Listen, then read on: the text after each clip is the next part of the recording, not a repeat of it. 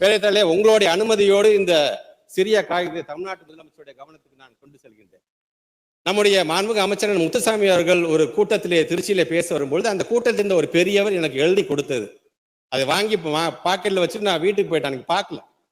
நான் போகும்பொழுது அந்த காகிதத்துல எழுதி இருந்தது, என்னோட தொகுதியை சார்ந்திருக்கின்ற ஒரு பெரியவர் எழுதியிருக்காரு, என்னுடைய பேர பிள்ளைங்க 2 பேர் நான் முதல்வன் திட்டத்துல பயன்பட்டு இருக்காங்க, மு.க. ஸ்டாலினுக்கு நன்றி சொல்லி பேசுங்க என்று சொல்லியிருக்கிறார். அன்றைக்கு தவற விட்டேன் மக்கள் மன்றத்தில், இன்றைக்கு சட்டமன்றத்தில் நான் பதிய வைக்கிறேன் என்பதற்காக இதை நான் சொல்கின்றேன் பேரவைத் தலைவர்களே. இப்படி ஒவ்வொரு திட்டத்தையும் இன்றைக்கு பார்த்து பார்த்து செய்யக்கூடிய முதலமைச்சர்.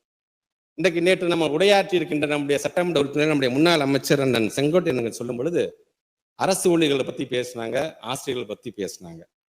பொதுவாக இந்த சமுதாயத்துல அரசு ஊழியர்களை பற்றியும் குறிப்பாக எங்களுடைய ஆசிரியர்களை பற்றியும் பேசும்போது சில பேர் அவருடைய பலம் தெரியாமல் பேசி விடுகிறார்கள். அது வேதனையாக இருக்கின்றது.